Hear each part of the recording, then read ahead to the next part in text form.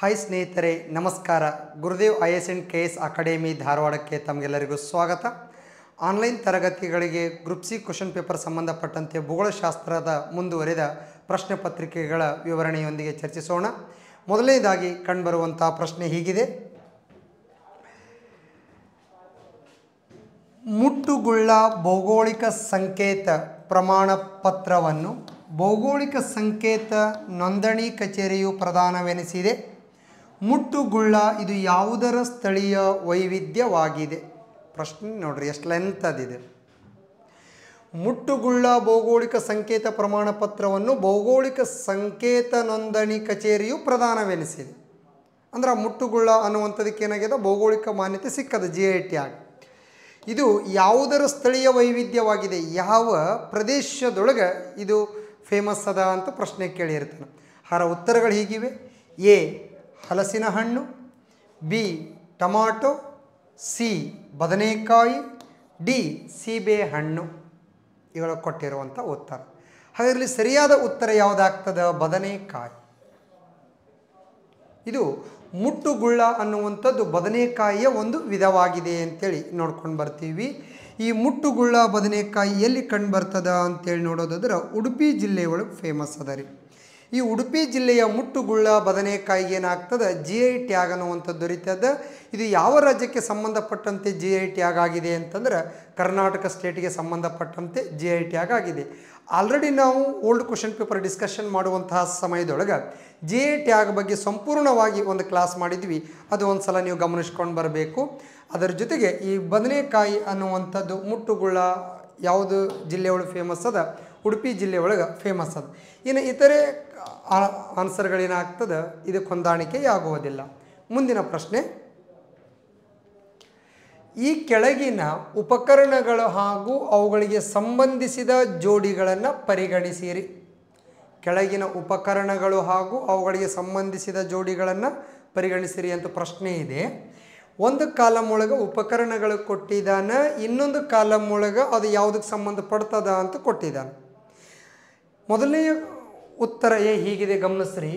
ಒಂದನೇದು ಬ್ಯಾರೋಮೀಟರ್ ವಾತಾವರಣದ ಒತ್ತಡವನ್ನು ಮಾಪನ ಮಾಡಲು, ಡೆಸಿಮೀಟರ್ ದ್ರವಗಳ ನಿರ್ದಿಷ್ಟ ಗುರುತ್ವವನ್ನು ಮಾಪನ ಮಾಡಲು, ಪ್ಯಾಥೋಮೀಟರ್ ಸಮುದ್ರ ಅಥವಾ ಸಾಗರದ ಆಳವನ್ನು ಮಾಪನ ಮಾಡಲು, ಜಿಮೋಮೀಟರ್ ಅಥವಾ ಜೈಮೋಮೀಟರ್ ಅನ್ನುವಂಥದ್ದು ತಾಪಮಾನವನ್ನು ಮಾಪನ ಮಾಡಲು. ಇವುಗಳಲ್ಲಿ ಆಯ್ಕೆಗಳಲ್ಲಿ ಯಾವುದು ಸರಿ ಅಂತ ಪ್ರಶ್ನೆ ಕೇಳಿದಾನಾತ.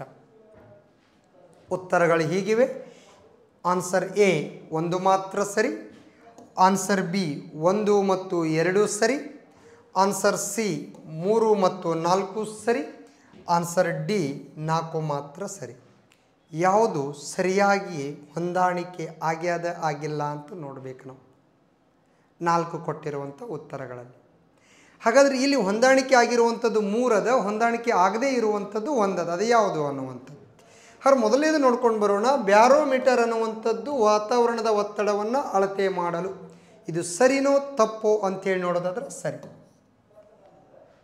ಒತ್ತಡವನ್ನು ಅಳತೆ ಮಾಡಲು ನಾವು ಬಳಸುವಂಥ ಉಪಕರಣ ಯಾವುದ್ರಿ? ಬ್ಯಾರೋಮೀಟರ್ ಅಂತೇಳಿ ಕರಿತೀವಿ. ಎರಡನೇದು ಡೆಸಿಮೀಟರ್ ದ್ರವಗಳ ನಿರ್ದಿಷ್ಟ ಗುರುತ್ವವನ್ನು ಮಾಪನ ಮಾಡಲು. ದ್ರವದ ಪ್ರದೇಶದಲ್ಲಿರುವಂತಹ ನಿರ್ದಿಷ್ಟ ಕಣಗಳ ಸಾಂದ್ರತೆಯನ್ನು ನಾವು ನೋಡೋದಕ್ಕೆ ಡೆಸಿಮೀಟರ್ ಅನ್ನುವಂಥದ್ದನ್ನು ತೆಗೆದುಕೊಂಡು ಬರ್ತೀವಿ. ಪಾಥೋಮೀಟರ್ ಅಂತೇಳಿ ಬರ್ತದೆ ಸಮುದ್ರದ ಅಥವಾ ಸಾಗರದ ಆಳವನ್ನು ಮಾಪನ ಮಾಡಲು. ಈ ಸಾಗರದ ತಳವನ್ನು ಮಾಪನ ಮಾಡೋಕೆ ಎಷ್ಟು ಆಳ ಅದ ಅಂತೇಳಿ ನೋಡೋಕೆ ನಾವು ಪ್ಯಾಥೋಮೀಟರನ್ನು ಬಳಸ್ಕೊಂಡು ಬರ್ತೀವಿ. ಇನ್ನು ಅದರ ಜೊತೆಗೆ ಸಾಗರ ಅಥವಾ ಸಮುದ್ರದ ಆಳದಲ್ಲಿರೋ ವಸ್ತುಗಳನ್ನು ಪತ್ತೆ ಹಚ್ಚಲು ಸೋನಾರನ್ನು ಬಳಸ್ತೀವಿ. ಆಳದಲ್ಲಿರೋ ವಸ್ತುಗಳನ್ನು ಪತ್ತೆ ಹಚ್ಚಲು ಬಳಸುವ ಉಪಕರಣ ಸೋನಾರ. ಸಾಗರದ ಆಳವನ್ನು ಬಳಸಲು ಅಥವಾ ಸಾಗರದ ಆಳವನ್ನು ಅಳೆಯಲು ಬಳಕೆ ಮಾಡುವ ಮಾಪನ ಯಾವುದು ಅಂತಂದ್ರೆ ಪ್ಯಾಥೋಮೀಟರ್. ಅವ್ರ ಮೇಲಿನ 3 ಉತ್ತರಗಳು ಸರಿಯಾಗುತ್ತದೆ. 4ನೇದು ಗಮನಿಸಬೇಕು. ಜೈಮೋಮೀಟರ್ ಅಥವಾ ಜೇಮೋಮೀಟರ್ ಅನ್ನುವಂಥದ್ದು ಮಾಪನವನ್ನು ತಾಪಮಾಪನವನ್ನು ಮಾಪನ ಮಾಡಲು ಬಳಸ್ತಾರೆ. ಇಲ್ಲ. ಟೆಂಪ್ರೇಚರ್ ಅಳಿಯಾಕೆ ಬಳಸ್ತಾರೇನೋ? ಇಲ್ಲ. ಥರ್ಮೋಮೀಟರ್ ಅಂಥೇಳಿ ಬರ್ತದಿಲ್ಲಿ. ಟೆಂಪ್ರೇಚರನ್ನು ಅಳತೆ ಮಾಡೋದು ಯಾವುದಾಗ್ತದೆ? ಥರ್ಮೋಮೀಟರ್. ಹಾಗಾದರೆ ಸರ್ ಝೈಮೋಮೀಟರ್ ಏನಾಗ್ತದೆ? ಉತ್ತರ ತಪ್ಪಾಗುತ್ತದೆ. ಹಾಗಾದರೆ ಇಲ್ಲಿ ಉತ್ತರ ಯಾವುದು? 4 ಮಾತ್ರ ಸರಿ, 4 ಮಾತ್ರ. ಹಾಗಾದರೆ ಈ ಝೈಮೋಮೀಟರ್ ಅನ್ನುವಂಥದ್ದು ಯಾವುದಕ್ಕೆ ಬಳಸ್ತಾರ ಅಂತೇಳಿ ನೋಡೋದಾದ್ರೆ ಹುದುಗುವಿಕೆ ಅಂತೇಳಿ ಬರ್ತದೆ. ಹುದುಗುವಿಕೆ ಇದನ್ನು ಅಳತೆ ಮಾಡೋಕ್ಕೆ. ಉದಾಹರಣೆಗಾಗಿ ಹೇಳೋದಾದರೆ ನಾವು ಈ ಇಡ್ಲಿ ಮತ್ತು ದೋಸೆಯನ್ನು ಮಾಡಬೇಕಾದ್ರೆ ನೈಟ್ ಅಕ್ಕಿಯನ್ನು ಏನು ಮಾಡ್ತೀವಿ? ನೆನೆ ಇಡ್ತೀವಿ. ಅದು ಎಷ್ಟು ಪ್ರಮಾಣದೊಳಗೆ ಹುದುಗುವಿಕೆ ಆಗುತ್ತದಲ್ಲ, ಅದನ್ನು ನಾವು ಅಳತೆ ಮಾಡೋಕ್ಕೆ ಯಾವುದನ್ನು ಬಳಸ್ತೀವಿ ಅಂತಂದ್ರೆ ಝೈಮೋಮೀಟರ್ ಅನ್ನುವಂಥದ್ದನ್ನು ಬಳಸ್ಕೊಂಡು ಬರ್ತೀವಿ. ಹಾಗಾದ್ರೆ ಝೈಮೋಮೀಟರ್ ಆನ್ಸರ್ ಏನಾಗ್ತದೆ? ತಪ್ಪಾಗ್ತದೆ. ಮೇಲಿನ 3 ಉತ್ತರಗಳು ಏನಾಗ್ತದೆ? ಸರಿಯಾಗಿ ಆಗ್ತದೆ ಅನ್ನುವಂಥದ್ದು ಇದಕ್ಕೆ ಸಂಬಂಧಪಟ್ಟಂತೆ. ಇನ್ನು ಮುಂದಿನ ಪ್ರಶ್ನೆ ಈ ರೀತಿಯಾಗಿದೆ. ಕೇಂದ್ರೀಯ ಮುಗ ಇರಿ ಸಂಶೋಧನಾ ಮತ್ತು ತರಬೇತಿ ಸಂಸ್ಥೆ ಎಲ್ಲಿದೆ? ಸೆಂಟ್ರಲ್ ಮುಗ ಆ್ಯಂಡ್ ಇರಿ research and technology research institute which place ಅನ್ನುವಂಥ ಪ್ರಶ್ನೆಯನ್ನು ಕೇಳಿದಾನಾತ. ಹಾಗಾದರೆ ಇದನ್ನು ನಾವು ಗಮನಿಸ್ಕೊಂಡು ಬಂದಾಗ ಆನ್ಸರ್ ಎ ಬರ್ತಾದ ಬೆಂಗಳೂರು ಕರ್ನಾಟಕ, ಝೋರಾತ್ ಅಸ್ಸಾಂ, ಕಂಚಿ ತಮಿಳುನಾಡು, ಮೈಸೂರು ಕರ್ನಾಟಕ. ಇಲ್ಲಿ ನಾವು ಬಹಳಷ್ಟು ಜನ ಮುಗ ಮತ್ತು ಇರಿ ಅಂದರೆ ಏನು ಅಂತ ಮೊದಲು ಗೊತ್ತಿರಬೇಕು. ಓಕೆ, ಆನ್ಸರ್ ನೋಡಿಬಿಟ್ಟು ಅದಕ್ಕೆ ಹೋಗೋಣ ಅಂತ.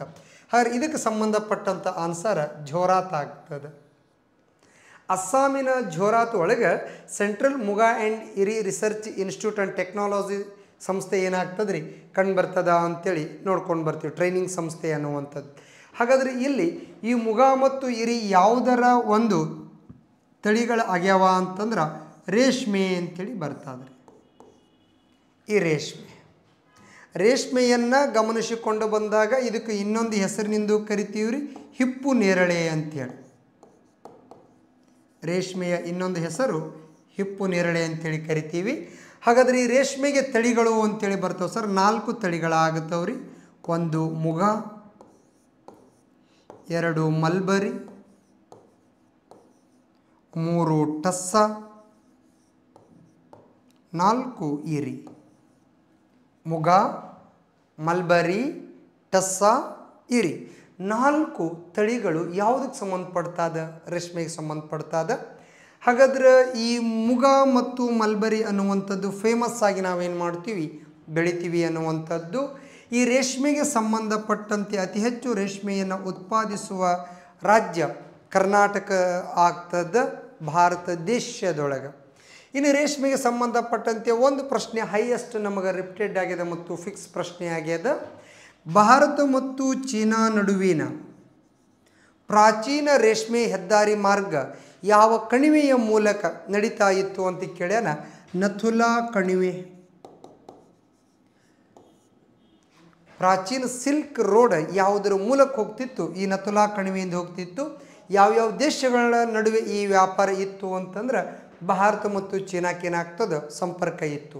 ಹಾಗಾದರೆ ರೇಷ್ಮೆಯನ್ನು ಪರಿಗಣನೆಗೆ ತೆಗೆದುಕೊಂಡಂತಹ ಸಂದರ್ಭದೊಳಗೆ ಈ ಒಂದು ರೇಷ್ಮೆಯು ಕರ್ನಾಟಕದಲ್ಲಿ ಅತಿ ಹೆಚ್ಚು ಉತ್ಪಾದನೆ ಮಾಡಿದ್ರೆ ಕರ್ನಾಟಕದಲ್ಲಿ 2 ಜಿಲ್ಲೆಗಳು ಬರ್ತದೆ. ಒಂದು ಮೈಸೂರು, ಇನ್ನೊಂದು ಚಾಮರಾಜನಗರ.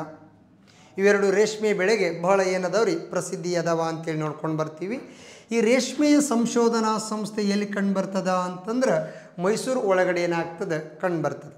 ಇತ್ತೀಚೆಗೆ ಕರ್ನಾಟಕ ರಾಜ್ಯ ಸರ್ಕಾರವು ಏಷ್ಯಾ ಖಂಡದ ಅತಿದೊಡ್ಡ ರೇಷ್ಮೆ ಮಾರುಕಟ್ಟೆಯನ್ನು ರಾಮನಗರದಲ್ಲಿ ಸ್ಥಾಪನೆ ಮಾಡಬೇಕು ಅಂತ ಉದ್ದೇಶ ಹೊಂದ್ಯಾದ. ಏಷ್ಯಾ ಖಂಡದ ಅತಿದೊಡ್ಡ ರೇಷ್ಮೆ ಮಾರ್ಕೆಟ್ ಎಲ್ಲಿ ಸ್ಥಾಪನೆ ಮಾಡೋಕ್ಕೆ ಉದ್ದೇಶಿಸಲಾಗಿದೆ ಅಂತೇಳಿ ನೋಡೋದಾದ್ರೆ ರಾಮನಗರ ಅನ್ನುವಂಥದ್ದು. ಹಾಗಾದರೆ ಮುಗ ಮತ್ತು ಇರಿ ಅನ್ನುವಂಥದ್ದು 2 ರೇಷ್ಮೆಯ ತಳಿಗಳು. ಇವುಗಳ ರಿಸರ್ಚ್ ಆ್ಯಂಡ್ ಟ್ರೈನಿಂಗ್ ಸೆಂಟರ್ ಎಲ್ಲಿ ಕಂಡು ಬರ್ತದೆ? ಅಸ್ಸಾಮಿನ ಝೋರಾತ್ ಒಳಗೆ ಕಂಡು ಬರ್ತದೆ. ನಾವು ಬಹಳಷ್ಟು ಜನ ಗೊಂದಲಕ್ಕೆ ಬಿದ್ದು ಏನು ಮಾಡ್ತೀವಿ? ಬೆಂಗಳೂರು ಕರ್ನಾಟಕ ಅಥವಾ ಮೈಸೂರು ಕರ್ನಾಟಕ ಅಂತೀವಿ. ಅಲ್ಲ. ಹಾಗಾದರೆ ಬೆಂಗಳೂರನ್ನು ಅನವರ್ತಕವಾಗಿ ನಾವು ಸಿಲಿಕಾನ್ ಸಿಟಿ ಅಥವಾ ಉದ್ಯಾನವನಗಳ ನಗರ ಅಂತೇಳಿ ಏನು ಮಾಡ್ತೀವಿ? ನೋಡ್ಕೊಂಡು ಬರ್ತೀವಿ. ಯಾವುದು? ಬೆಂಗಳೂರು. ಈ ಬೆಂಗಳೂರು ಯಾವ ನದಿಯ ದಡದ ಮೇಲೆ ಅದ ಅಂತಂದ್ರೆ ವೃಷಭಾವತಿ ನದಿಯ ದಡದ ಮೇಲೆ ಕಂಡು ಬರ್ತದೆ. ಇನ್ನು ತದನಂತರವಾಗಿ ಅಸ್ಸಾಮಿನ ಝೋರಾತ್ ಆದ ನಂತರ ನೆಕ್ಸ್ಟ್ ಒಂದು ಬರ್ತದೆ ಕಂಚಿ ಅಂತೇಳಿ. ಈ ಕಂಚಿ ಒಳಗೆ ಒಂದು ಪ್ರಸಿದ್ಧ ಆರಾಧ್ಯ ದೇವತೆ ಕಂಡು ಬರ್ತದೆ, ಅದರ ಹೆಸರು ಕಾಮಾಕ್ಷಿ ಅಂತೇಳಿ. ಇವಳನ್ನು ಅನವರ್ತಕವಾಗಿ ಕಂಚಿಯ ಕಾಮಾಕ್ಷಿ ಅನ್ನೋ ಪದದಿಂದ ನಾವು ಏನು ಮಾಡ್ತೀವಿ? ಕರಿತೀವಿ ಅನ್ನುವಂಥದ್ದು. ಹಾಗಾದ್ರೆ ಈ ನಮ್ಮ ಮೈಸೂರು ಸಿಲ್ಕ್ ಹೆಂಗೆ ಫೇಮಸ್ ಅದಲ್ಲ ಹಂಗೆ ಕಾಂಚೀಪುರಂ ಸೀರೆಗಳು ಮತ್ತು ಧೋತಿಗಳು ಫೇಮಸ್ ಅದಾವೆ. ಯಾವುದು ಕಂಚಿನೂ ಸಹಿತ ರೇಷ್ಮೆ ಉತ್ಪಾದನೆಗೆ ಏನದ ಪ್ರಸಿದ್ಧಿ ಅದ. ಇದು ಯಾವ ಸ್ಟೇಟ್ ಒಳಗೆ ಬರ್ತದ ಅಂತಂದ್ರೆ ತಮಿಳುನಾಡು ಸ್ಟೇಟ್ ಒಳಗೆ ಕಂಡು ಬರ್ತದ. ಇನ್ನು ಇದಾದ ನಂತರ ಮೈಸೂರು ಕರ್ನಾಟಕ. ಈ ರೇಷ್ಮೆಯ ಒಂದು ಮೂಲ ಅತಿ ಹೆಚ್ಚು ನಮಗೆ ಎಲ್ಲಿ ಕಂಡು ಬರ್ತದ ಅಂತಂದ್ರೆ ಕರ್ನಾಟಕ ರಾಜ್ಯದ ಮೈಸೂರು ಜಿಲ್ಲೆಯ ಒಳಗೆ ಕಂಡು ಬರ್ತದ ಅಂತೇಳಿ ನೋಡ್ಕೊಂಡು ಬರ್ತೀವಿ. ಇದು ಈ ಪ್ರಶ್ನೆಗೆ ಸಂಬಂಧಪಟ್ಟಂಥ ಉತ್ತರವಾಗ್ತದೆ. ಮುಂದಿನ ಪ್ರಶ್ನೆ ನೋಡೋದಾದ್ರೆ ಚಿತ್ರದುರ್ಗ ಜಿಲ್ಲೆಯ ಹಿರಿಯೂರು ತಾಲೂಕಿನಲ್ಲಿರುವ ವಾಣಿ ವಿಲಾಸ ಸಾಗರ ಅಣೆಕಟ್ಟನ್ನು ಯಾವ ನದಿಗೆ ಅಡ್ಡಲಾಗಿ ಕಟ್ಟಲಾಗಿದೆ? ಪ್ರಶ್ನೆ ಬಹಳ ಸಿಂಪಲ್ ಅದ. ಕೇಳೋ ಮೆಥಡ್ ಹೆಚ್ಚ ಪದಗಳನ್ನು ಬಳಸಿದಾನೆ.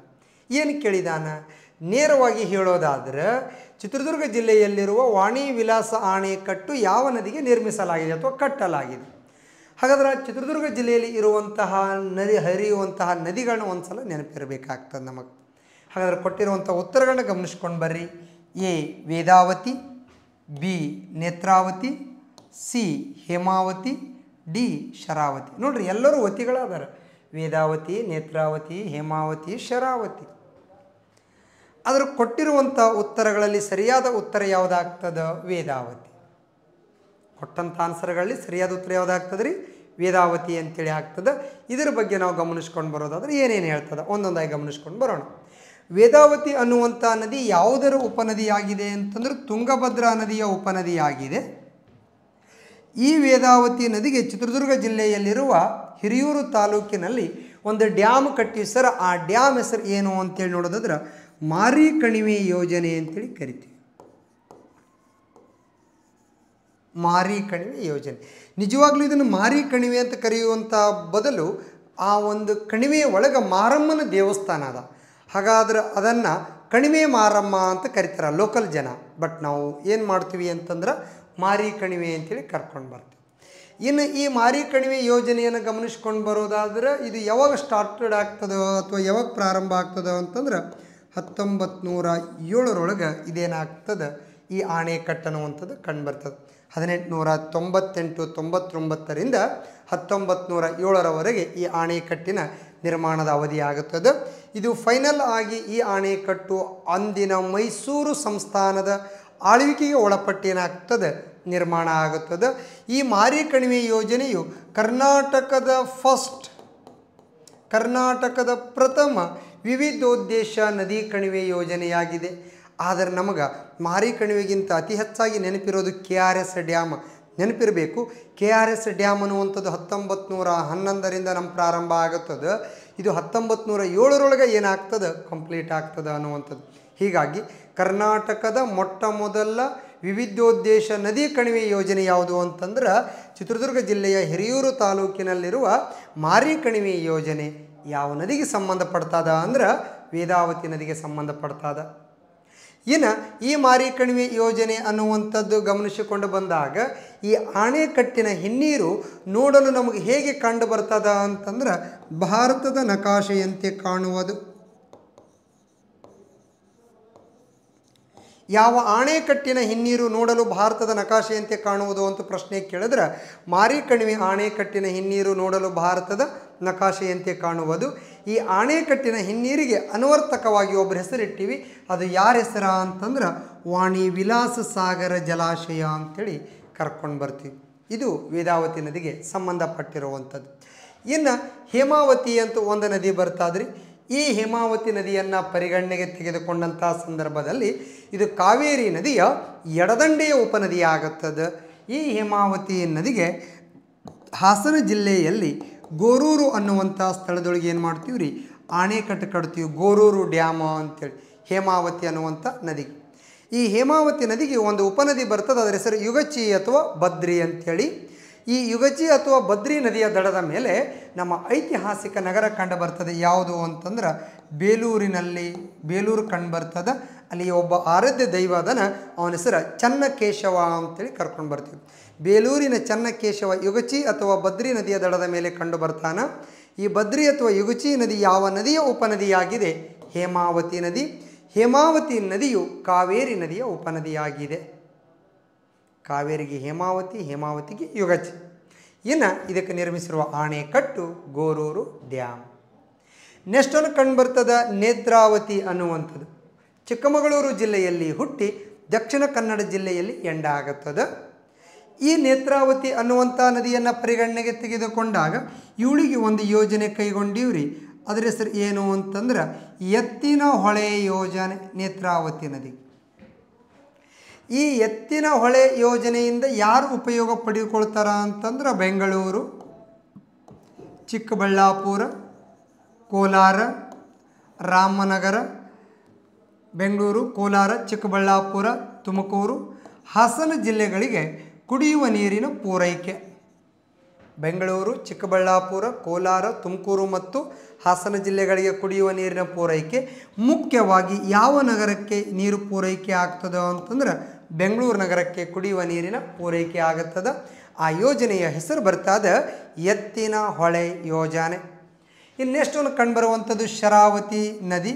ಈ ಶರಾವತಿ ನದಿ ಶಿವಮೊಗ್ಗ ಜಿಲ್ಲೆಯಲ್ಲಿ ಹುಟ್ಕೊಂಡ್ಬಿಟ್ಟು ಉತ್ತರ ಕನ್ನಡ ಜಿಲ್ಲೆಯಲ್ಲಿ ಹೊನ್ನಾವರ ಅನ್ನುವಂಥ ಸ್ಥಳದಲ್ಲಿ ಏನಾಗ್ತದೆ ಎಂಡ ಆಗ್ತದೆ ಅಥವಾ ಅರಬ್ಬಿ ಸಮುದ್ರಕ್ಕೆ ಸೇರ್ತದೆ. ಈ ಶರಾವತಿ ನದಿಗೆ ಒಂದು ಜಲಪಾತ ಕಂಡುಬರ್ತದೆ.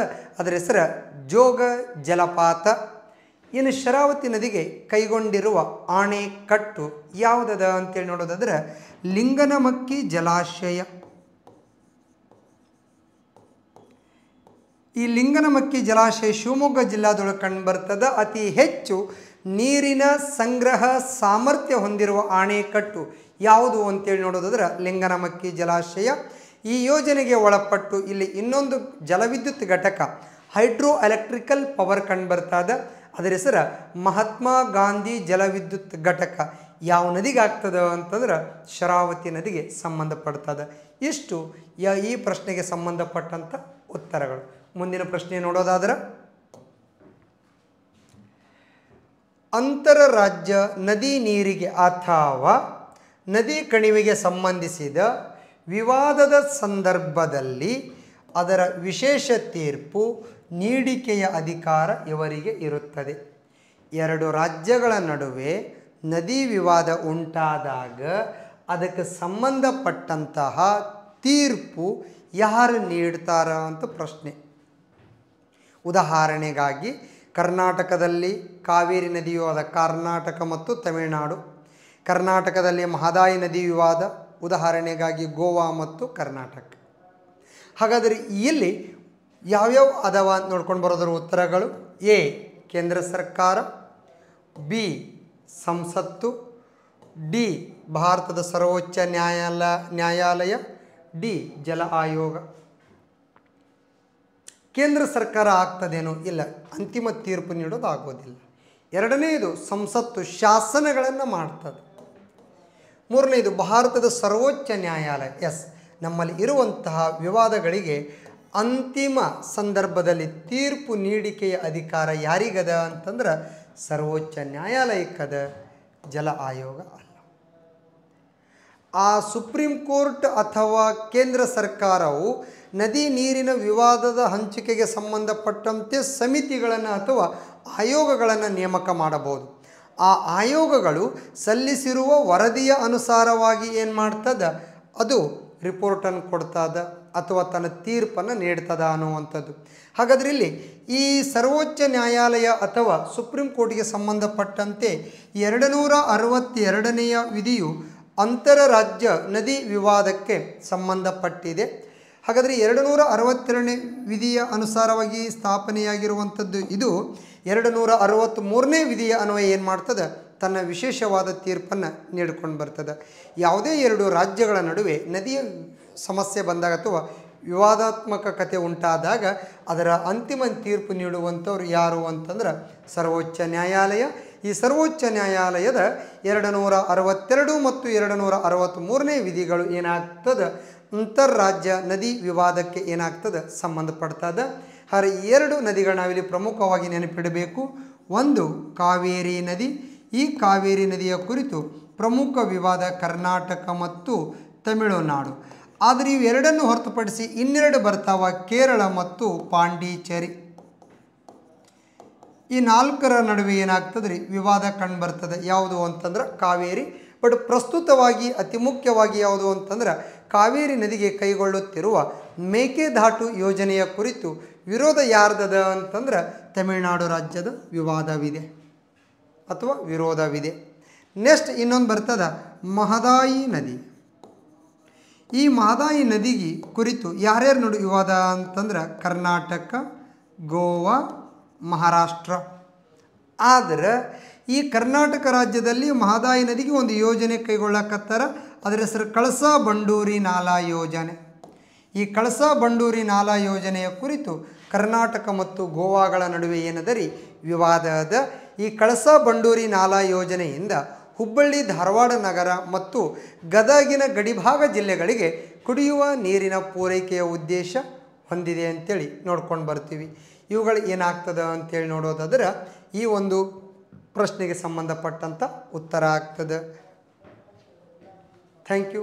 ಹೀಗೆ ಗ್ರೂಪ್ ಸಿಯಲ್ಲಿ ಕೇಳಿರುವಂತಹ ಪ್ರಶ್ನೆಗಳ ಕುರಿತು ಒಂದೊಂದಾಗಿ ಗಮನಿಸ್ಕೊಂಡು ಹೋಗೋಣಂತ. ಇಲ್ಲಿಗೆ ಈ ಕ್ಲಾಸ್ ಮುಕ್ತಾಯವಾಗ್ತದೆ. ಧನ್ಯವಾದಗಳು.